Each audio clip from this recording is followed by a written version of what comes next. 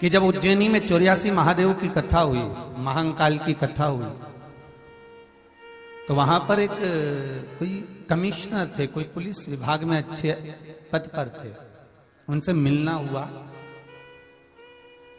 तो हमने उनसे पूछा कि आप तो बहुत अच्छे पद पर हो और बाबा के धाम में हो, तो बाबा के दर्शन तो आपको रोज हो जाते होंगे।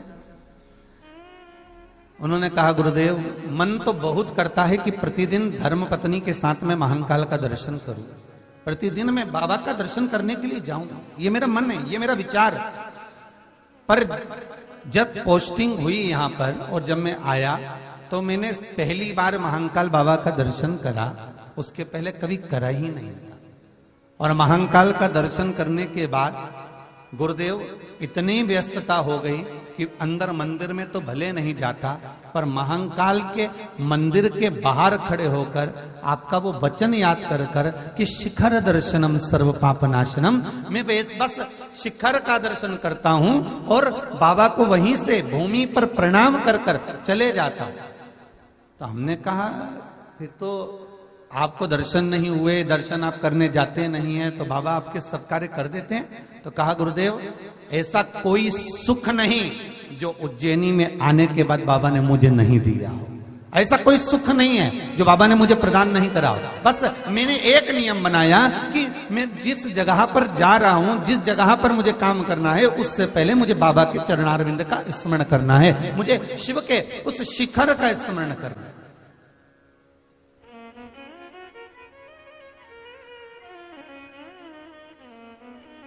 मुझे शंकर के चरणारविंद का स्मरण करना।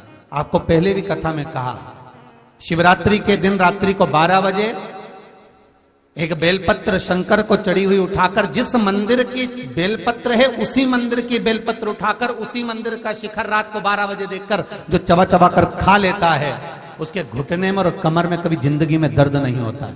और ये बात कई बार कहते रहे और कहते आज भी रह रहे हैं, और जितने लोग मिलते हैं वो एक ही बात कहते हैं, गुरुजी हमने जो प्रयोग करा उसके बाद हमारे घुटने और कमर में, डॉक्टर तक ने बोल दिया था कि ऑपरेशन करना पड़ेगा, घुटना बदलना पड़ेगा, पर कुछ भी नहीं बदला। ये बाबा की कृपा। आप विश्वास रखकर करोगे तो शिव करुणा सागर करुणा करेगा।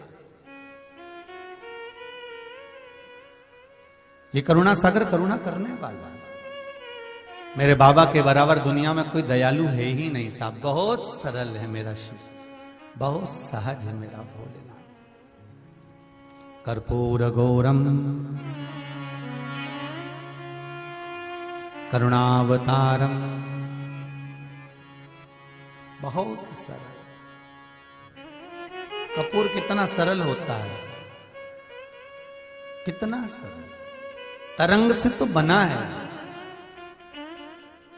और तरंग जैसा ही उसका जीवन है। कितना विचित्र होंगे मेरे भोलेनाथ, जरा सोचिएगा कि अपना असली स्वरूप तो आज तक संसार वासियों को नहीं दिखाया।